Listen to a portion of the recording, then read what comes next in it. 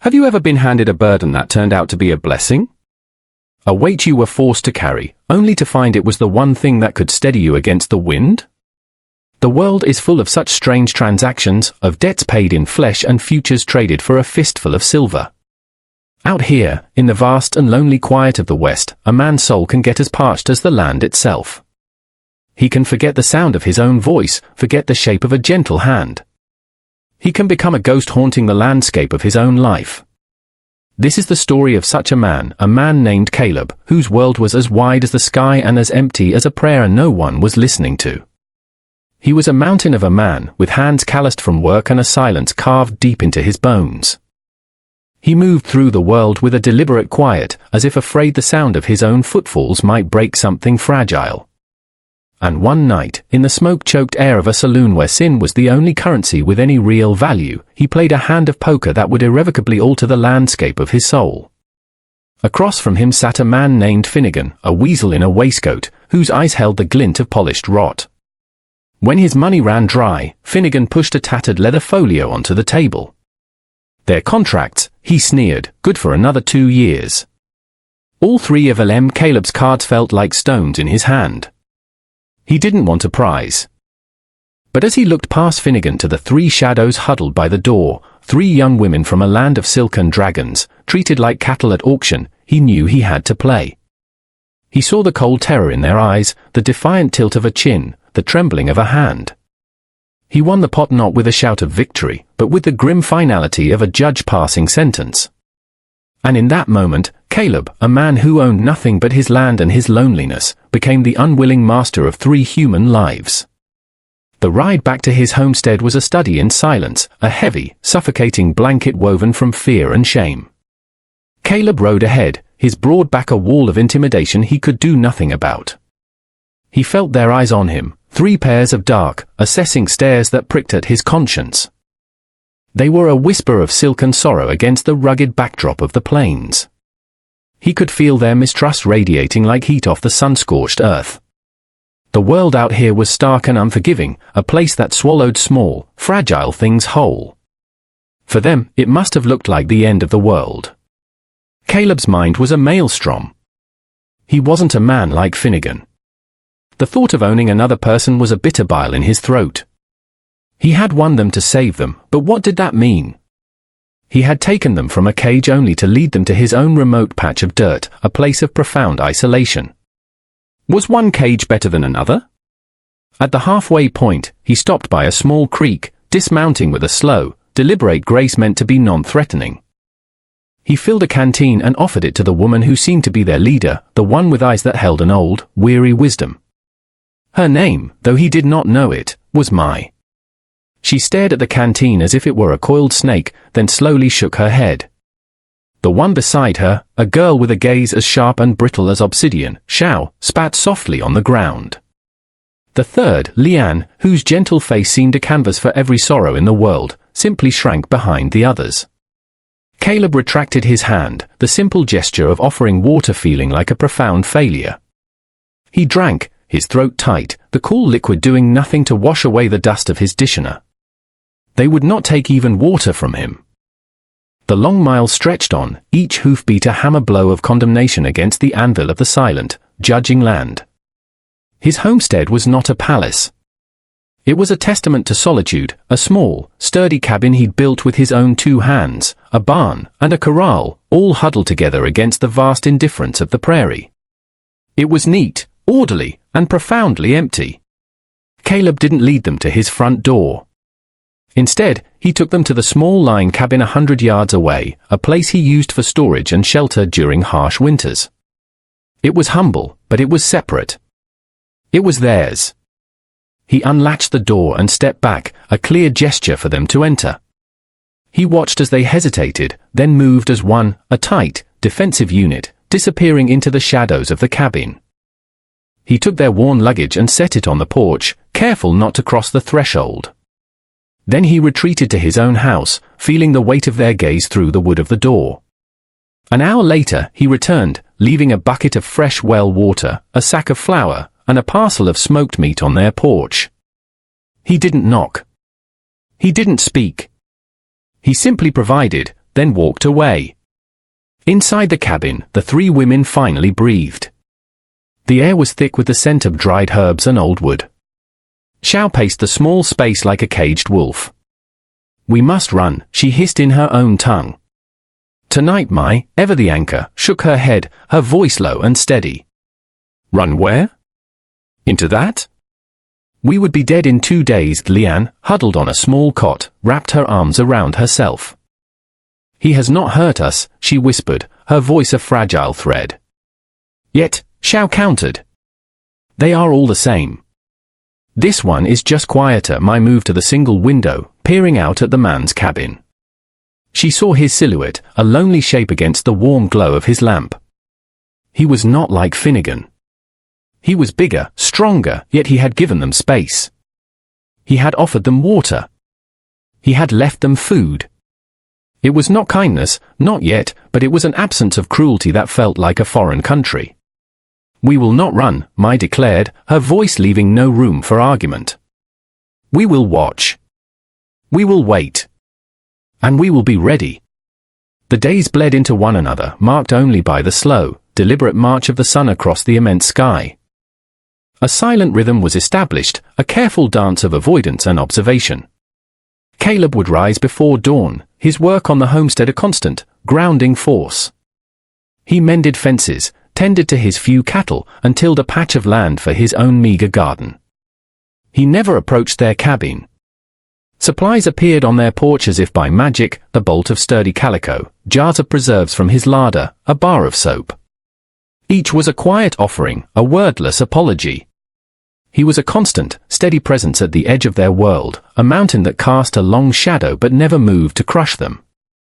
From their window, the women watched him. They saw the gentleness with which he handled a newborn calf, the patience with which he coaxed a stubborn post into the hard ground. They saw him alone on his porch at dusk, staring out at the horizon, the loneliness clinging to him like his own shadow. Slowly, cautiously, they began to inhabit their small space. They cleaned the cabin until it shone.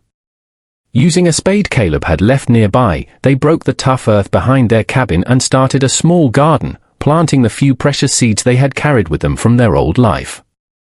It was an act of defiance, a claim on the future. One morning, a new object appeared on the porch rail. It was a small, crudely carved wooden bird, its form rough but its intention clear. Lian, the gentlest of the three, was the one who dared to pick it up. She ran a finger over the knife marks, her expression unreadable. Xiao scoffed, calling it a child's toy. But Mai saw it for what it was, a message. A man who carves a bird is not a man who breaks a wing. Caleb watched from his barn as Lian took the carving inside. He felt a strange, unfamiliar warmth spread through his chest, a feeling so foreign he almost didn't recognize it as hope. The quiet equilibrium of the homestead was disrupted by the arrival of dust and laughter. Caleb's brothers, Aaron and Owen, rode in for their biannual visit, bringing with them the noise and energy of the outside world. Aaron was the elder, a man cut from the same quiet cloth as Caleb, his face etched with a past sorrow that mirrored his brother's. Owen was the opposite, all easy smiles and charming banter, his eyes sparkling with a relentless light. Their arrival was a test. Caleb explained the situation in clipped, sparse sentences, the shame a hot brand on his tongue. Aaron listened with a solemn nod, his gaze drifting to the women's cabin with a deep, empathetic sadness. Owen's reaction was different, his curiosity was immediate and unguarded. He saw not a burden, but a mystery. "Well now, brother," he said, a grin spreading across his face. "You always did bring home the strays." The brother's presence changed the delicate ecosystem. Owen, irrepressible and good-natured, made it his mission to break the silence. He'd sit on the fence, strumming a beat-up guitar, singing nonsensical songs. He'd leave wildflowers on their porch. He was met with Xiao's stony glares, which only seemed to encourage him. One afternoon, as the women worked in their flourishing garden, Owen leaned over the small fence they'd built. "That's a fine-looking patch of earth," he said to Xiao. Almost as pretty as its gardeners, he expected silence, a glare. Instead, Xiao stood up, wiping dirt from her hands, and fixed him with her fiery gaze. "You talk too much," she said, her English heavily accented but perfectly clear. Owen was so stunned he nearly fell off the fence. A slow, delighted grin spread across his face. From the porch of the main cabin, Caleb watched the exchange, a rare, small smile touching his own lips. The ice wasn't just cracking, a piece had just been chipped away with defiant force. The first sign of winter came early, a sudden, vicious frost that descended overnight, coating the world in a brittle layer of silver. The women's garden, their small kingdom of green hope, was in peril. They worked with a desperate urgency as the cold evening air fell, throwing their own thin blankets over the fragile plants. From his porch, Caleb watched them, a knot tightening in his stomach. He saw their frantic movements, their losing battle against the encroaching cold.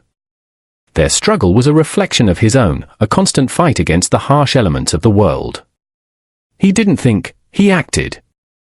He went into his cabin and pulled out thick wool blankets, worn and smelling of cedar, the ones his mother had made. He walked over to their garden, his boots crunching on the frosted grass. He didn't speak, didn't try to take over. He simply approached the largest plant, a sprawling tomato vine heavy with green fruit, and held out a corner of a blanket. He looked at Mai, a silent question in his eyes. For a long moment, she hesitated, her breath misting in the frigid air.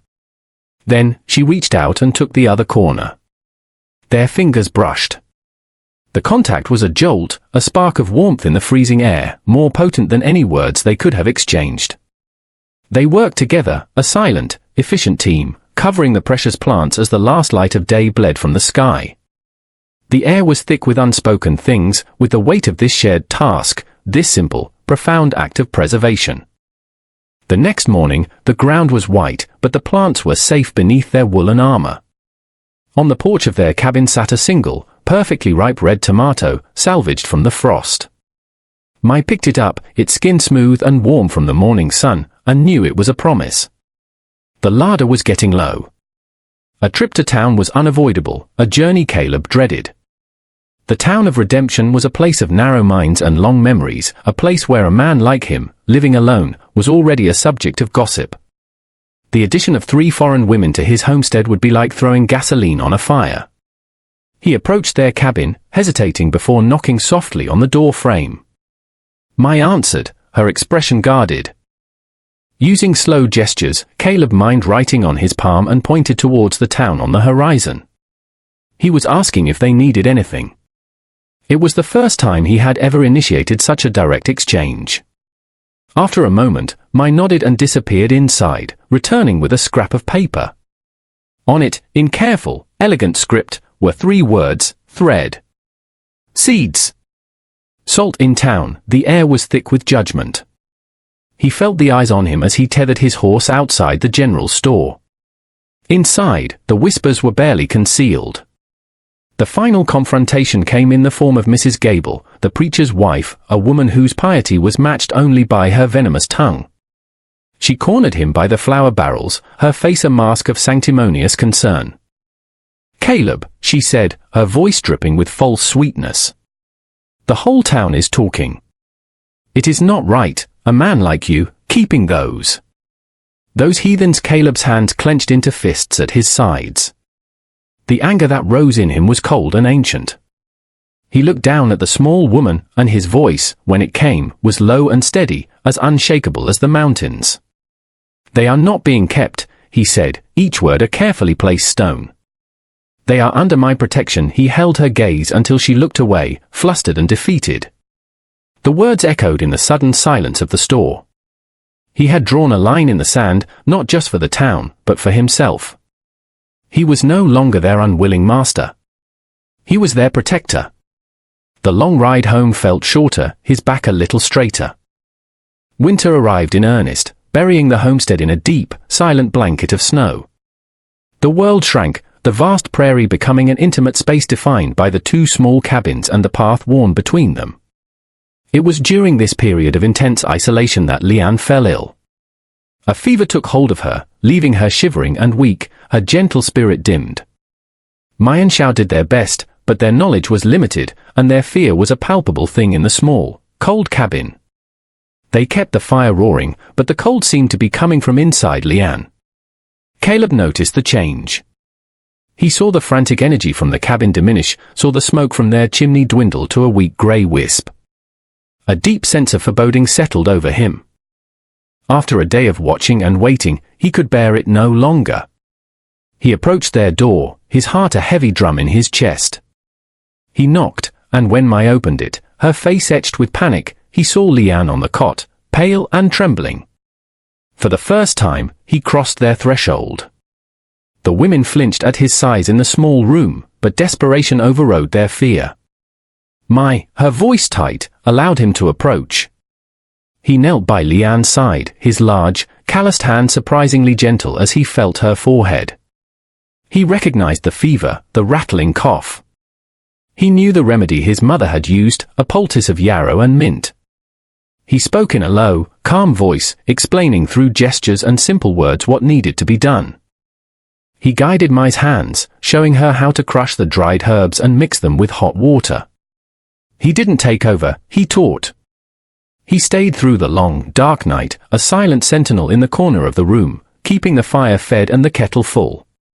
He was a looming presence, but one of steadfast support. As dawn broke, painting the snow-covered world in hues of pink and grey, Leanne's fever broke. She opened her eyes, and for the first time, looked at Caleb not with fear, but with a weak, grateful smile. In healing her, he had begun to heal something broken in all of them. Spring returned to the land with a shy, tentative beauty.